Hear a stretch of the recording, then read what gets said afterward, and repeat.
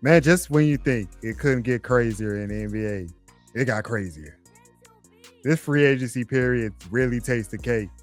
I mean, it's definitely up there. I think what we're about to get to with the Jaylen Brown trade, like that's still one of the more shocking trades that you could think of. Definitely shocking. We definitely gonna talk about Jaylen Brown, like you said. And speaking of Kawhi, was that the best? Because he's going back to Toronto now. So was that the best sign in this free agency period? We're gonna end off the episode with that. And of course, we gotta talk about the Boston Celtics in the aftermath of losing Jaylen Brown. But we gotta start off with, of course, like every national media does, we gotta start off with LeBron. First of all, he's moving on from the Lakers. He's a free agent. Like you said before we start recording, there's 10 teams that should be in the play for LeBron, including that mix. We was hearing things about the Miami Heat are return there, a return to the Cavaliers. The Golden State Warriors building something with Steph Curry, and hopefully they bring Draymond back. Then we saw Rich Paul was talking about him going to the Knicks, saying that if they didn't want to win the championship this season, he would have signed with the Knicks. It was kind of odd thing to say for me, but whatever. But first of all, before we even get into what team should sign LeBron, I do want to get your take on this, and I'm pretty sure you said this on Palm Tree Perspective, which everybody check out, by the way. It is back and running. What was your reaction when you saw the news that LeBron was leaving your Lakers? I was a bit surprised because I thought he was gonna work out a deal to be able to come back for like at least one more season. Like I thought my gut told me that LeBron was gonna play one more season. His wife and his daughter still being in LA and being comfortable in LA, and like and LA has kind of become his home stay. Like I thought that the possibility of having unfinished business with Luka and Reeves going down last year, I was thinking that they could work out like and I knew that the Lakers could still offer him, with the cap that they have, they could still offer him a decent amount to where they could pay him something respectable to where he can still be able to come back. So I thought that he was going to be able to work out a deal with the Lakers to come back. But on the other hand, like I can't really say I'm that surprised given the fact that the Lakers traded for Luka Doncic last year. They traded AD for Luka. LeBron and AD weren't consulted about that. Like I'm pretty sure, like given how LeBron's always had input everywhere he's been on, like I think was the signal. That was a signal from towards him that we're going to pivot towards Luka. We're going to build this team around Luka. Also, given the new ownership group with the Guggenheims and Mark Walter taking over, the same group that owns the Dodgers, now they've taken over the majority ownership of the Lakers under over for Jeannie Buss. So now that there's a new regime in play from the ownership side, now they have their own vision, and they've even last summer when Luka signed an extension, they came to Luka about the vision that they had going into the future and and what they were going to do this summer. And it appears that the Lakers organization didn't have LeBron's plans during that time. So, the writings were already on the wall. And especially last year when LeBron had already been signing 1+1 extensions, from year to year, and that, he didn't sign an extension last summer. Then, looking back on it, the writings were on the wall that LeBron, that, last season was going to be LeBron's last year with the Lakers. I mean, overall, the 8 years, LeBron, he broke the scoring record. He won a championship with the Lakers. I'm always going to be grateful, for his time with the Lakers. He won the championship during the year Kobe passed. That definitely meant a lot to me, and like for a lot of us as Laker fans. But I think over time, he spent 8 years here. I think over time, you spend a certain amount of time in any place. Sometimes you can end up being at odds with the organization. Sometimes, after a certain period of time, familiarity breeds contempt. So, I think, I think all those scenarios kind of ended up leading to a little bit of a messy exit when it comes to his time with the Lakers. So, but, I do appreciate his time that he was here, but at the same time, I do think that, his time with the Lakers ran its course, and then I think it's probably was best for both parties to move on. You said something I think that's pretty underrated, that the ownership has changed from Jeannie Buss to uh the new guys, and LeBron and Jeannie Buss were pretty close. So I guess LeBron saw that. LeBron saw the vision that they wanted to employ, which is build around Luka, build around Austin Reeves. LeBron, do you want to be here longer than 1 year? We need that much of a commitment. They might have had that type of talk, and LeBron was not in on that. So that could have ultimately led to the decision. I don't think I don't think basketball had nothing to do with it. I think it's probably was like changing of the guard. And when we talked last time on the floor seats, I was like, yeah, if you re-sign LeBron, how you gonna work that money out to where you got to bring in other guys? So I don't want to call it like a blessing in disguise for the Lakers. Maybe that's a bit too strong, but as we saw, they were able to fill out the rest of their roster with quality players like Walker Kessler, who, even though they overpaid for, I don't think he's worth 2 first-round picks. He still is a quality big man in the NBA. And if you want to build a winning roster for your fantasy, get Walker Kessler. I had Walker Kessler 1 year. He'll give you some points. He'll definitely give you some points. But overall, I was still surprised because, like you said, he was settled in LA.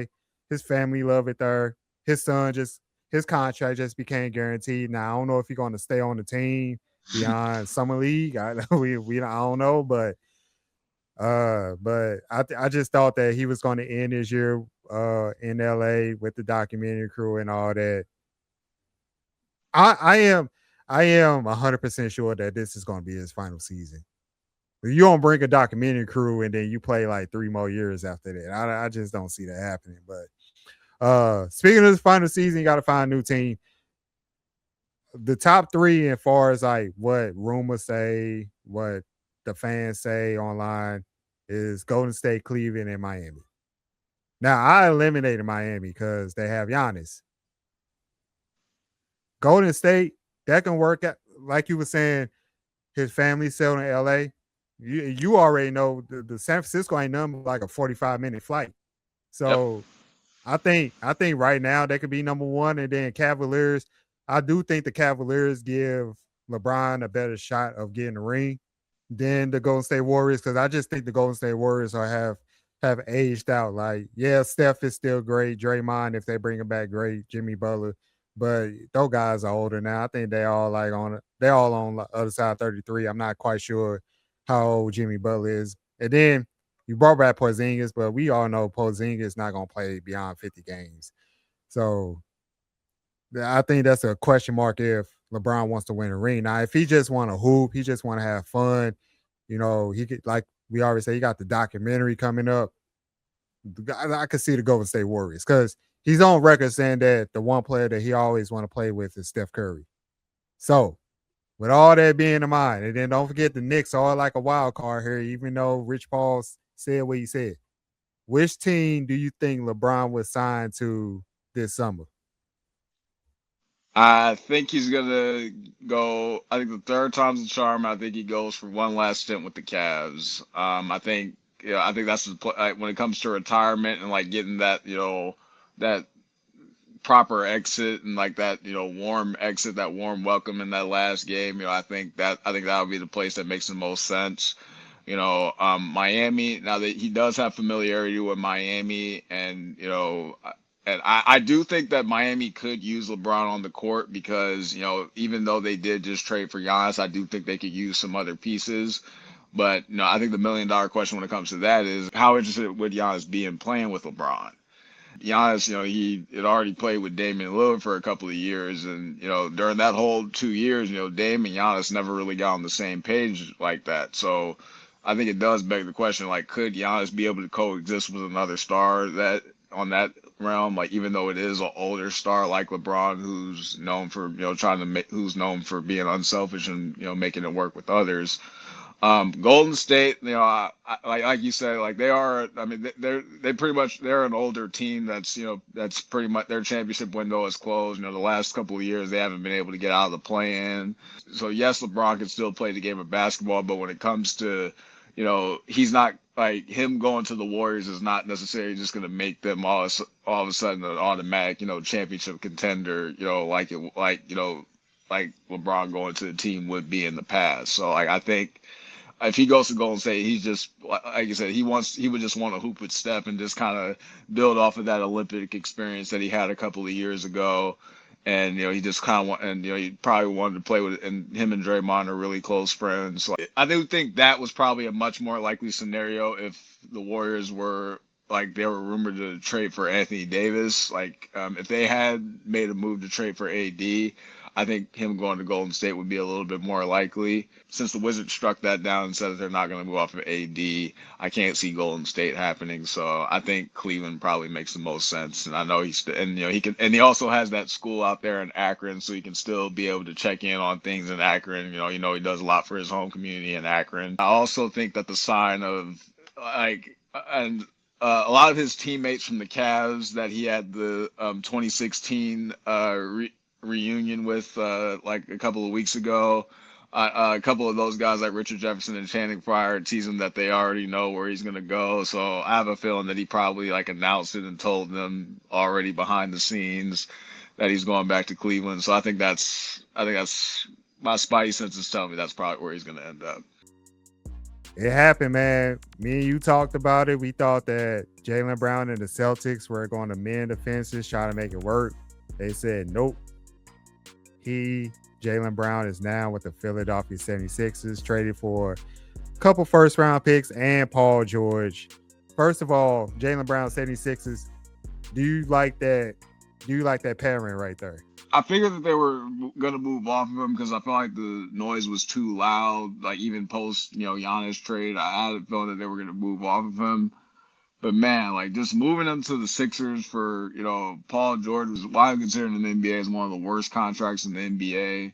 Like, I mean, I know you get 2 first rounders out of the deal, but I mean, I just like there's like this deal just makes absolutely no sense for me from the Celtics side of it. Like, obviously as a Laker fan, like a rivalry aside, and my hatred for the Celtics, like I'm obviously glad that it makes them like that the Celtics are a much weaker team and that they don't have Jaylen Brown anymore. But I mean, it's just mind-boggling to me, especially like you've seen some of the reaction of a lot of the Celtics fans. Like that fan base is absolutely devastated, especially like locally in Boston. Like I've seen so many folks on social media, posting things that within the Boston community that Jaylen Brown was doing behind the scenes, a lot of it behind closed doors that wasn't really publicized. He had a huge impact on, especially like within the black community in Boston too. He did a lot when it comes to, educating, people when it comes to finances and, financial literacy. He did a lot of things when it comes to the Boston community when it came to that. Folks in Boston did, embrace him and love him. So, I mean, when we brought up the ownership when it came to the Lakers, but, the Celtics are also under new ownership as well. And, you talk about, we mentioned how the Lakers have dismantled the championship team. I mean, look at all the players. The Celtics won a championship 2 years ago, with one of the more expensive rosters in the league. But, now like the ramifications of the second apron with the new ownership taking over, this all came down to money. And, the Celtics were the only team in the league that had 2 supermax players, Jason Tatum and Jaylen Brown. And, when the financial penalties got stiff, they felt that, they could have moved off of, Derek White or some of these other guys, but they decided that they felt that it was time to finally move off of Jaylen Brown. With Jaylen Brown on the 76ers, do you see this as now a championship type of move? Like, can they knock off the Knicks and go to the NBA Finals? I definitely think they can, but just like, any other year when it comes to the Sixers, it's going to come down to the health of Embiid. Like, if Embiid could be able to be healthy and be able to last during the playoffs, then they'll definitely have a shot. I mean, despite being swept by the Knicks, I think they did exercise beating the Celtics this year. I think they did take a step when it came to exercising some of their playoff demons in the past. Like I think you saw some growth when it came to how they managed like some of those late game situations where in the past, they ended up not being so successful when it came to that late fourth quarter execution. So I definitely think that this move and Jaylen Brown, he brings that championship level experience now to the table, and and from a leadership perspective, I think he's definitely going to be one of the vocal leaders on that team. And because Maxi, as talented as he is, he's kind of known as being like a nice guy. He's always smiling. He's kind of always kind of always in a good mood. So and there's nothing wrong with that, but it's like sometimes you do need, and I think Jaylen Brown, he does have like a much more like serious, he does bring that kind of intentional, dog-minded attitude to that team. So I think, and he brings it on both ends. So I think he'll be a tone setter on the defensive end as well. The Sixers, they just moved off of Daryl Morey, and quietly, I don't know if people necessarily know this, like necessarily in NBA media, but sneakily, Bob Myers, who previously was with the Warriors, he's now working with the Sixers. This is the first home run move that the Sixers have made, and now I think this sets them up very nicely going forward when it comes to being a championship contender. I agree. I said this is definitely a championship move. I think with this roster constructed as it is now, they can knock off the Knicks and go to the NBA Finals. And also, I did say, like you just mentioned, that's also depends on Embiid's health. Without a healthy Embiid, they would not go to the NBA Finals, no matter if Jaylen Brown plays at an MVP level or not. Because you need somebody at all three levels. I'm on record saying that you got Maxi, you got Brown, you need Embiid right there. Then I think they can at least go to the NBA Finals. And this is great for Jaylen Brown. Now he gets to be a leader of the team vocally and on the court, which I believe with the Boston Celtics, he kind of wanted to do that. He wanted to be, the leader. That's why I think that's what you said this was his favorite season because he get to exercise his leadership. He get to exercise his brand of basketball and have it affect the team. Like I said, this is an intelligent man that want to, share and he's about the community. So I think he'll definitely do that with the 76ers who don't really have that leadership, like you said. Embiid leads for play. He's not necessarily, the most, graceful vocal leader. And like you said, Tyrese Maxey just all smiles. And then also for Jaylen Brown, this is great. The city of Philadelphia, they're going to embrace him. Philadelphia is a black city. Matter of fact, he talked about Black Wall Street, how you want to build it in Boston. Philadelphia had their own version of Black Wall Street a long time ago before it got bombed by the government. We're not gonna do that on this show. We're gonna keep it Hello. basketball. there we go. Come on now. Move. Come on now. But yeah, I think it's a great pairing between the two. But let's talk about the Celtics on the other side. You said that they got significantly worse without Jaylen Brown. I think they built a solid enough roster in place of Jaylen Brown. I still think that they're going to be a playoff team. They got Paul George. Yeah, he's injury prone, but he can still light it up here and there, and that's what you kind of need because you got Jason Tatum. Hopefully, a healthy Jason Tatum going to the season because he's still working his way back with the Achilles and the calf. And then Peyton Pritchard, they believe so much in Peyton Pritchard. They believe Peyton Pritchard could be like Jalen Brunson. Like I don't know if that's going to come to fruition, but that's what I saw in rumors. They're like Peyton Pritchard, he's building up to be that guy. So we'll see. And But then just they because he wears signed number Mitchell 11 Robinson. and he's undersized, like, that's it. Like, that's so now like every That's what they undersized said. guy that wears number 11 is Jalen Brunson. Yeah, Jalen Brunson 2.0 coming I through. didn't get that memo. Oh man, then they signed Mitchell Robinson from speaking of Jalen Brunson from the Knicks, so you got a solid. And then they just re-signed Kata. Hopefully I'm pronouncing his last name right. He has a brand new 3-year deal. I think he's a solid center in the NBA as well. The only question I got, well, two questions. One, can Jason Tatum play at an MVP level? Because he has to now. Like you don't Yeah, he have has that to. backup You in don't have a Jaylen Brown. choice. You have to. You don't have a choice. And Just like I think Jason Tatum thinks that he's that guy, he's that dude in the NBA. So now you got to play like it, and you got to be that leader, whether you like it or not. Then the second question I have is, who's going to step up in the place of Jaylen Brown? Like, you not don't necessarily fill his shoes all the way, but you need a second guy. You always need a second guy. Will it be Peyton Pritchard? Can Paul George stay on the court? Can Derek White turn back the clock? Because he's getting older now. So I don't know. Let me pass this to you. How you feeling about the Celtics roster now with Jason Tatum at the center, post Jaylen Brown? They don't have necessarily a go-to scorer. Like, unless Paul George, turns back the hands of time and is able to stay healthy and be able to play at the level he played like a few years ago with the Clippers. I mean, he was still playing at a high level a couple of seasons ago with the Clippers before, but once he got to Philly these last couple of years, injuries, and then he also had a PED suspension during last year. So, that also kind of threw a wrench in his campaign. But, I mean, Paul George, he did have flashes in the playoffs, against Boston. If he could have one more Renaissance season, and I think part of the reason why the Celtics made this deal is because Paul George only has 2 years left on his deal. So I'm guessing that maybe they're thinking that once he comes off of the books, then, maybe they're thinking that, okay, like, we can make a play, we can have some cap space to make a play to get another star alongside Tatum, I think in the summer of 2028.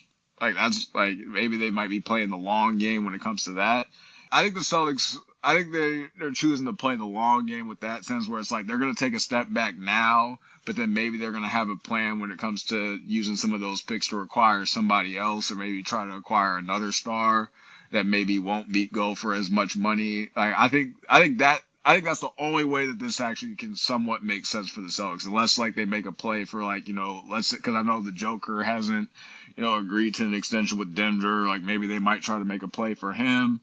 I that's the only way that you could, somewhat at long term justify this, because that's the only way Brad Stevens can go and somehow look somebody like he can't necessarily say, okay, we're gonna go for the Joker down the road, but it's like it's gonna be hard for Brad Stevens to come in and save face to go and just explain this to the fans, because like I don't see how you come up with any explanation for this trade. Yeah, because I don't see any scenario where Boston's a better team after this trade. Like, I know that that the Celtics and Missoula ball, they like to, play like on the perimeter and play and shoot a lot of threes. They do play well as a team. But even last year, it's like, Celtics got a lot. They overachieved in the regular season, where they got a lot of guys on the roster, like, the Luke Garzas of the world, Hugo Gonzalez, Shireman, Peyton Pritchard, all those guys stepped up, during the regular season. But, when it came down to the playoffs, those guys weren't necessarily guys you can consistently rely on when it came to the postseason. And then you saw some of their limitations as players. In the regular season, you can win a lot of games strictly by playing harder than your opponent, because, teams are playing 4 games in 5 nights. You could be playing a team on the second night of a back-to-back, so they're not necessarily going to be going 100 miles an hour all the time. So you may catch a team slipping. Unless you're able to get that second go-to scorer, like, to pair alongside Tatum, like, it's going to be hard for me to see them, I mean, they might be able to win enough. I mean, they'll definitely be a playoff team in the regular season, but I just don't know if I can't see them being amongst the upper echelon contenders in the East right now. They gotta make it pay off in the long game. You got extra first round picks now. Everybody is looking at, because Matt said this too. He said they got fleas, so now everybody's looking at Brad Stevens like, man, what the hell going on? What's your plan? What's your plan? What you gonna do? And I was thinking while you was talking, damn, that'd be crazy if they was able to sign Jokic. That would be insane. Sorry, Matt. I know. No, Matt is upset right now. He is upset at his Nuggets, and we're going to let him talk about that on 11:52 down the line. But it's been reported, it's a rumor, that the Celtics are looking at Trey Murphy III down there with the Pelicans. And if you don't know about Murphy, he's, I think, one of the most underrated players in the NBA. Again, if you want to win an NBA fantasy, get Trey Murphy III. He's like a sneaky 18, 6, and 3, and he's going to shoot some threes. Like he's a very sneaky player, very underrated.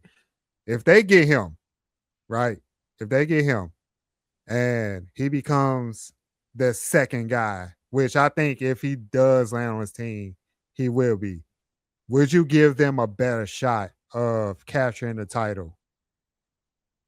Absolutely. I do agree with you that Trey Murphy is one of the more underrated players in the league. I have a bit of a hot take even last year, but I personally I'd be willing to move Austin Reeves to get a Trey Murphy type of player, like to go alongside of Luka because he has the length and like the scoring ability, and I think he could be a good enough of a defender to where he could be a great complement to Luka, and then Luka could be able to take over most of the ball handling skills. So I'm actually very high on Trey Murphy as a player. So I think if the Celtics were to cough up a couple of those draft picks to acquire Trey Murphy, then I think that would be an excellent pickup. And then you can kind of, and that's where okay, like you get rid of Jaylen Brown, but then you bring in Paul George. I mean, yes, you bring in Paul George's contract, but then you add Trey Murphy, which is a younger kind of athletic wing to go alongside, and then you still have Tatum playing the four. So I think that's where I think that team has much more of a shot. Like if they make that move, I think they'll have much more of a chance in the Eastern Conference than if they just stay packed. I think they should absolutely go after Trey Murphy. They should flip one of those first round picks that they just got from the 76ers and dare I say maybe trade Derek White and get him. Like you said, I think this is a player that can excel in a bigger market, that can sell on a team that's a perennial playoff team, and they will give them that boost to capture championship because Pelicans ain't doing them no favors. Like, my goodness, what the hell is going on down there? Like all that talent. There's all that talent for nothing, man. Somebody Joe Dumars is still trying to hang on to everybody, even though that team is going nowhere. It's like, I just don't know what the plan is down there in New Orleans, man. It's a hot mess down there. A hot mess. Get Zion out of there. Might as well.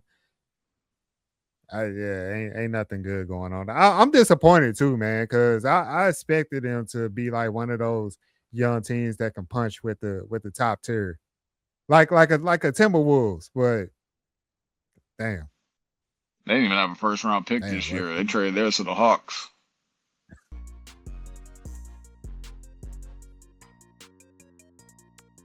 To end off the episode, NBA free agency's been some crazy moves besides the ones that we've talked about.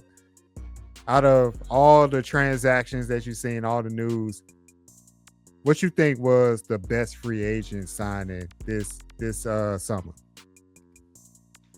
Well, I mean, I'm gonna have to go. I mean, I think the biggest winner so far it has to be the Sixers because with the Jaylen Brown, getting a player that was an MVP candidate this past year, and adding that to that nucleus with Maxey, Edgecombe, and Embiid, I mean, I think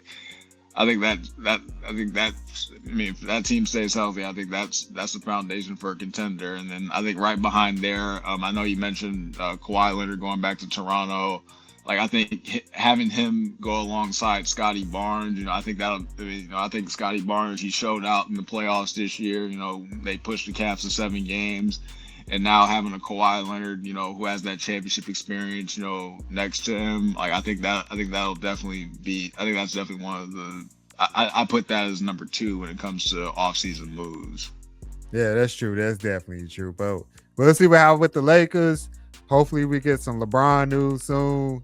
Jaylen Brown, shout out to you, shout out to 76ers and every other free agent signing. It was a crazy summer in the NBA, but this is the end of the floor seats here on YouTube. Shout out to Randall Hamilton. I am Stacey Carter II. Keep a lookout for more episodes.